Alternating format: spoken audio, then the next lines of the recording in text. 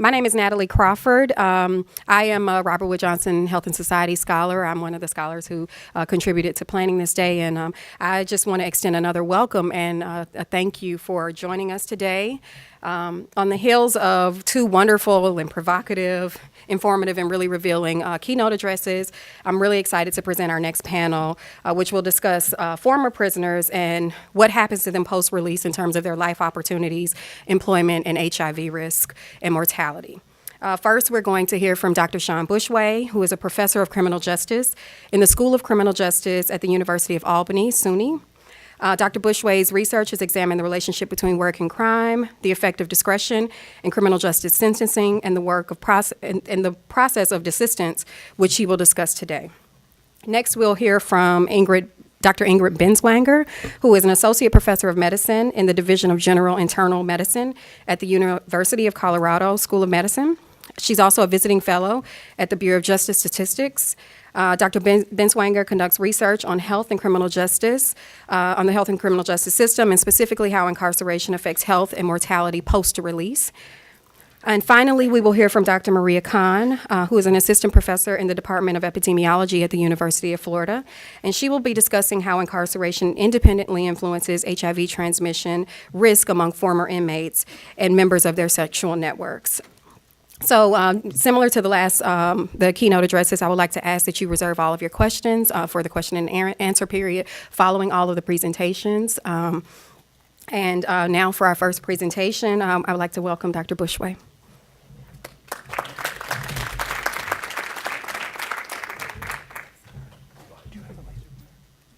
Yes, we do.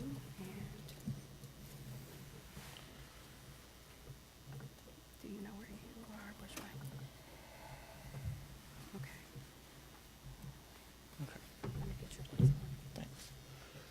First of all, I would like to thank the organizers for inviting me. This was, I have to say, the best organized conference I've ever been invited to. And there's a new standard because I had a goodie bag when I checked into the hotel, which was very nice, actually. The Zingerman's candy will go to my children, and they'll be very happy. The second thing is I'd like to I'm going to play a certain role in this conference, and it's a role I play occasionally. I don't particularly enjoy it at times, so I don't seek out opportunities to play this role. And that is the role of the resident skeptic. I'm probably a bit too young for that role, but it's to offer a little bit of a cautionary tale about, especially when you start talking about the cause of incarceration and its effect on things. You're talking about causality, which is an important social science phenomenon that we want to think hard about. And of course, from a social science academic perspective, we care about nailing that and getting that right. But it's also from a policy perspective extremely important to get it right. The history of the anti-prison movement in this country is riddled with unforeseen consequences that actually worked against the intended goal. There's a wonderful paper by a professor at Ohio State talking about how the advocacy groups in Florida went after prisons. They didn't like prisons. They went after prisons in Florida, used the lawsuits about prison overcrowding, and the direct result of those lawsuits was the tripling of the size of the prison's beds, which were then filled up. And so I think Joan Piocilli has a wonderful cautionary tale about this kind of thinking in the Daedalus top journal on the special issue on mass incarceration, which she cautions against sort of knee-jerk, all incarceration is bad, not thinking carefully, because understanding where this is coming from and actually identifying the sources of the causation leads to better policy. Okay, so I think it's important to think hard about some of this. And so some of what I'm going to say is actually going to, I'm going to disagree a little bit with the keynote speakers, but what I'm primarily encouraging you to do is think hard about the causal mechanisms underlying these phenomena that we see, which are real. And so I think so that's my introduction to what I'm going to try to do. So in terms of the points I'm going to make, I want to reframe the question and think about how we're framing it. And then I also want to talk about some of my own work about looking at post-incarceration, post-conviction, and the life course of that, because I think there's some interesting things to be thought about there with respect to understanding the risk of these individuals and how we can relate to individuals who have been involved in the criminal justice system from an employment perspective, because this is a big topic, as many of you know, with respect to employers now using criminal history records for background checks, but not just employers, but housing officials, lots of people, hopefully not yet medical professionals, but we may be heading in that direction. And I'll briefly mention a study that's ongoing that you might find of interest. Okay, so I'm going to show you a slightly different picture than what Ernest and Mark showed you. They showed you the blue, which is the increase in prison. And by the way, I should mention that this is not publicly available information from the Bureau of Justice Statistics because the statistics on things like conviction and probation are just not as readily collected. This is actually from an unpublished paper by Mike Basiglio and colleagues. That is, I think, really, really important for understanding the problem. Everything we talked about was about the blue and talking about the massive increase in the blue, as if lots of people who were previously on probation are now getting sentenced to incarceration. What's really happening is that we're convicting a lot more people, and the proportion of people that are getting sentenced to prison has stayed almost exactly the same. So what we're having is a much broader reach of the system in general, of which a similar proportion are being sentenced to prison. And John Pfaff, who's a professor at Fordham, has a very provocative argument that the entirety, now this is probably not quite right, but the entirety of the increase in incarceration comes from increases in convictions and filing rates given arrests, not from longer sentences. And in fact, the growing trend is to understand that it's not from longer sentences. There's a very provocative research report that was done after the Rockefeller drug laws that showed that, in fact, the sentence lengths for people sentenced to drug offenses in New York State did not increase. What happened was a lot more people got sentenced to prison. A lot more people got sentenced to probation, too. Very important to understand that if you want to attack this problem, it's not just about decreasing the number of people who get sentenced to prison, but the entire process that's generating this. Another thing to remember or to note is that when a lot of this that's being caused here is being caused by a fundamental shift in what the criminal justice system was trying to do. There was a rehabilitation model, an anti-crime kind of model, deterrence-based model prior to the 1980s, and a combination of a group of people came together, both conservatives and liberals, and said we need a new justification for how we punish people, and that was retribution. We have too much disparity in the system. A rehabilitation undeterminate sentencing model creates lots of disparity, lots of discretion. We need a less discretionary system and a system that's more just based on retribution. So we want a system that's created that's where more people get treated the same, and so we can reduce disparity, and it's based on what you did and your past behavior. That's it. And that's the movement to determinate sentencing and guidelines. The federal guidelines system in the United States is probably the single most successful criminal justice policy in the history of criminal justice policies. If you evaluate it based on what it was trying to do, it was trying to reduce racial disparity for people who were convicted of the same offense, and it was trying to make the system harsher. It was not explicitly trying to reduce crime. It did both of those things. For people that were convicted of the same crime, racial disparity and gender disparity went down. Now, if you consider what happened, what you start to see is a lot more people got convicted of drug offenses. And who got convicted of drug offenses? African Americans. Now, if you got convicted of a drug offense and you were white and African American, didn't even matter so much. But it did change the mix. Okay? So it's important to remember that people weren't out going out, oh, wow, look, the crime rate's going down. We're doing what we're supposed to.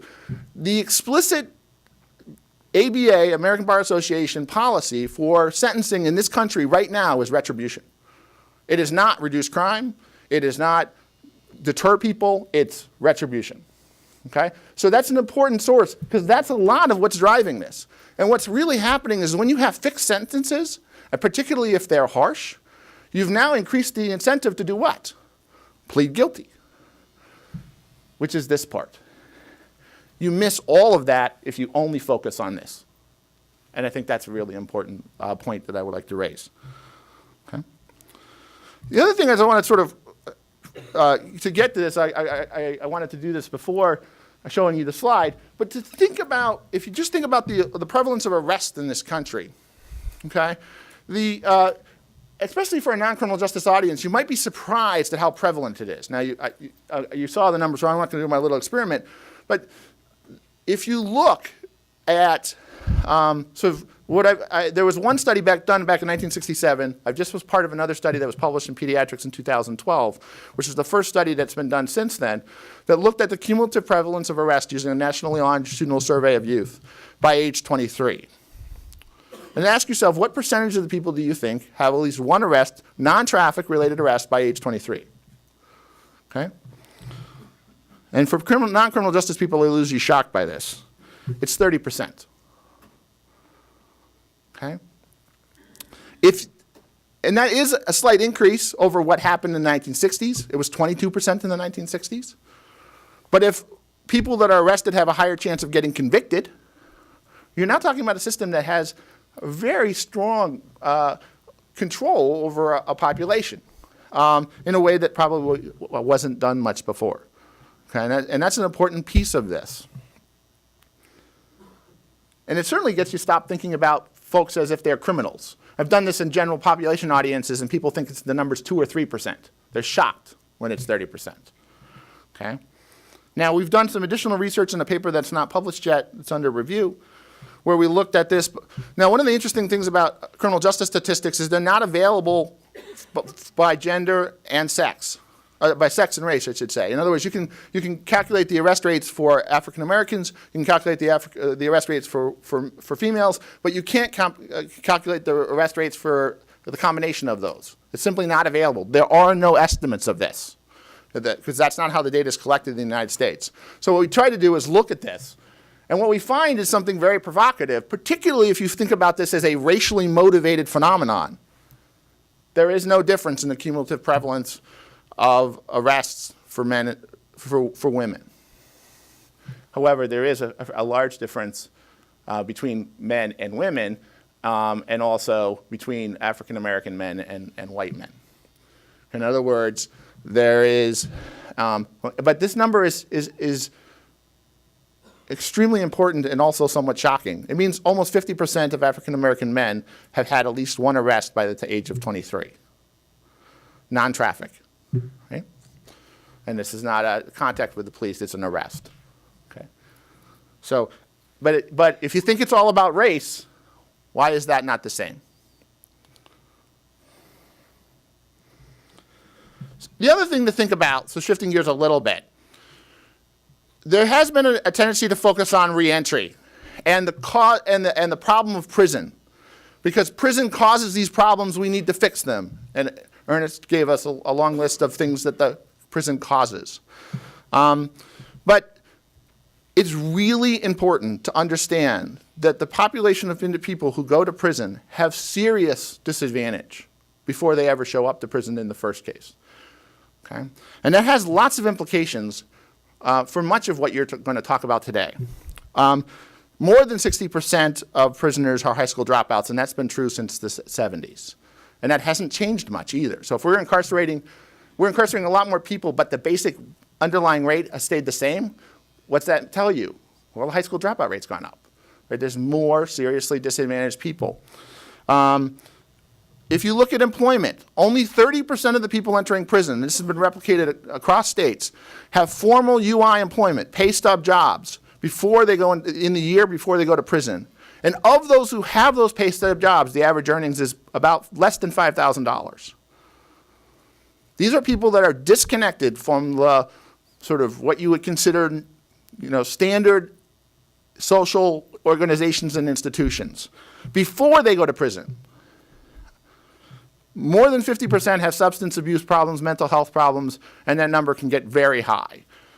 Right? If you just look at the people getting arrested for crimes in a random sample in most urban places, more than 50% are under the influence of some substance while they're arrested. Okay? So this is a population that has serious disadvantage. So that has implications for what we can do and expect when they're coming out of prison.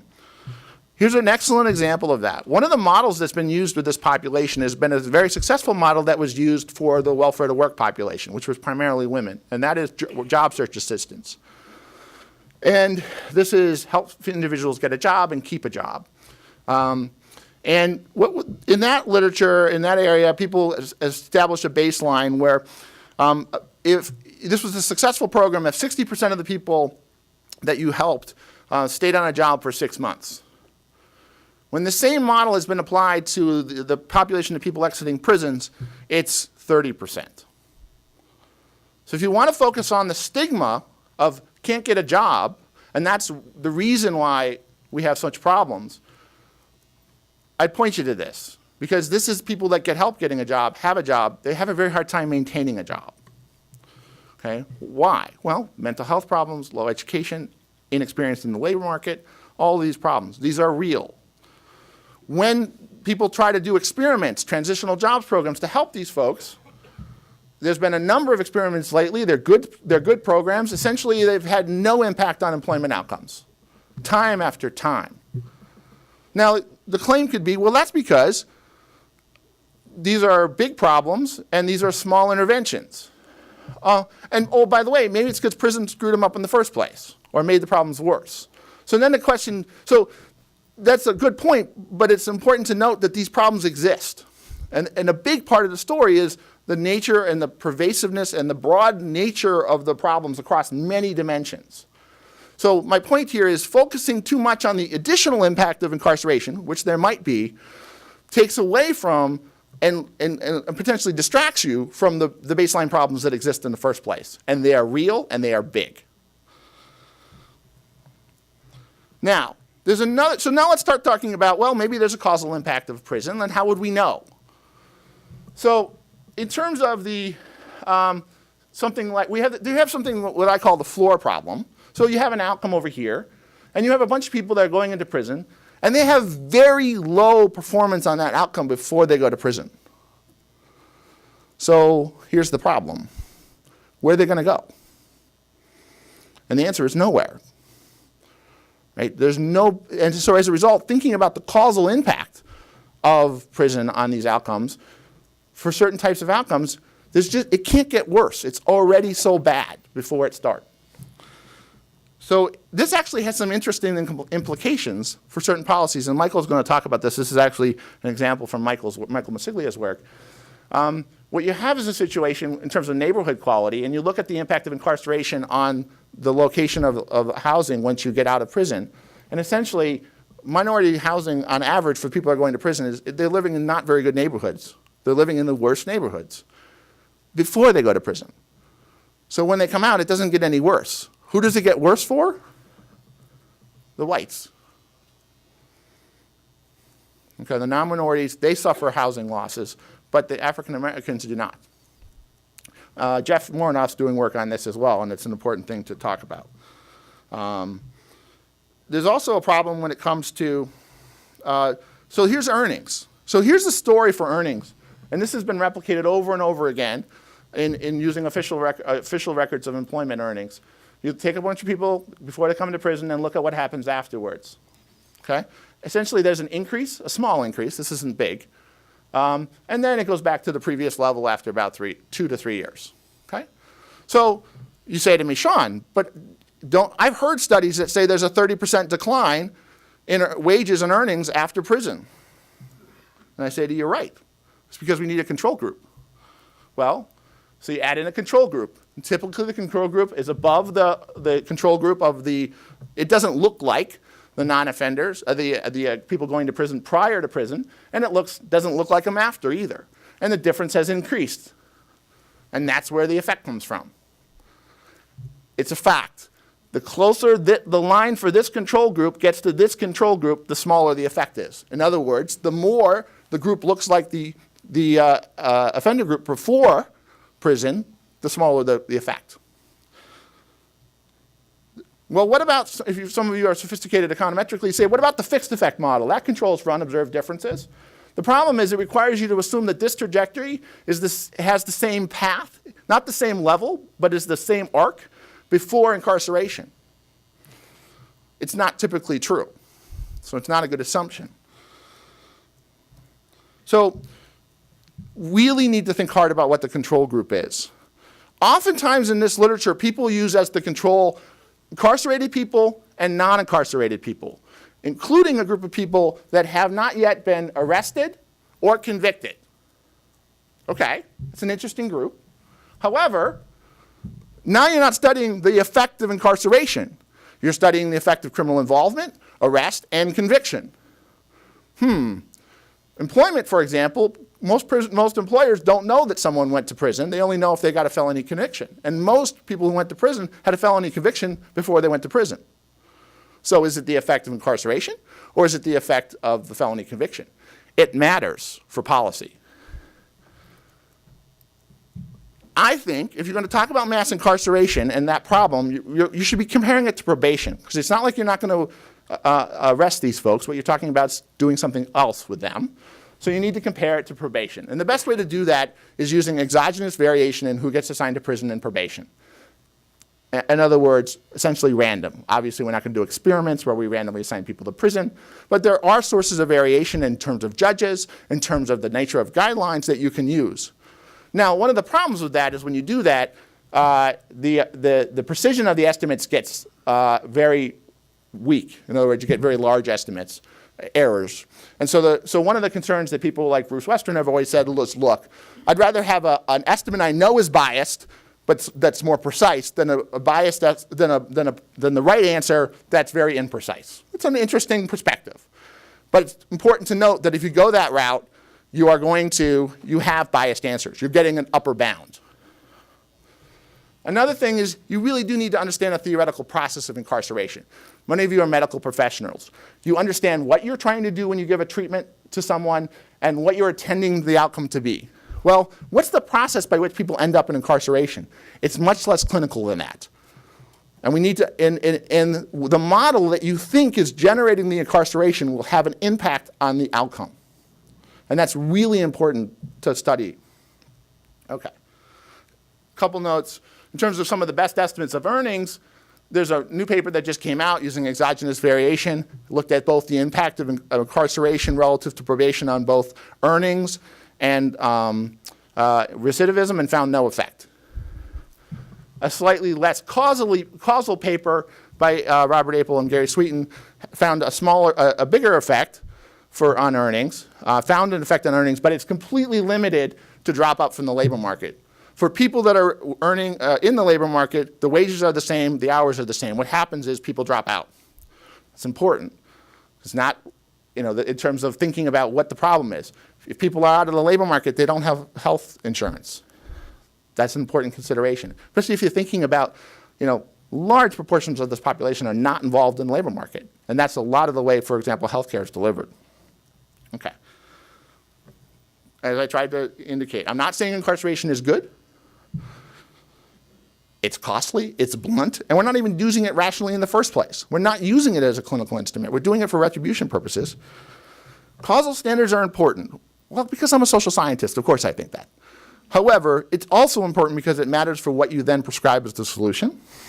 And then the last thing I want to say is if you overemphasize the role of prison, you forget about the criminal justice control story that I'm telling you earlier, which I think is the massive increase in the conviction rates in this country given arrest is a huge story that's being missed here.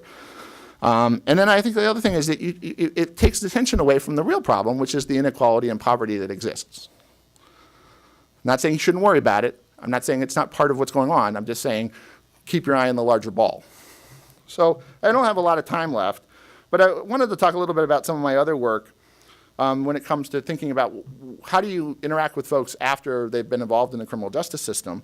And this is a really hot topic right now, particularly because of the racial disparity that's associated with it. And there's sort of two visions of this. And that is, one vision is that of people that have criminal history records are always higher risk, always more dangerous than non-offenders, and they're largely a homogeneous group. And that's essentially the vision that a lot of people have in this society. Another, though, is that people that have a criminal history record are not homogeneous, and in fact, do in fact overlap in terms of risk with non-offenders. Okay? And this actually, in a court case called LV SEPTA, was the question that the judges asked. How can we differentiate between this? And so I did a number of studies with a couple of colleagues where we tried to get at this. And there's been additional work by Bloomstein and Nakamura. And the work was used to revise the EEOC guidelines for hiring individuals with criminal history records, which was recently released new guidelines in April of 2012.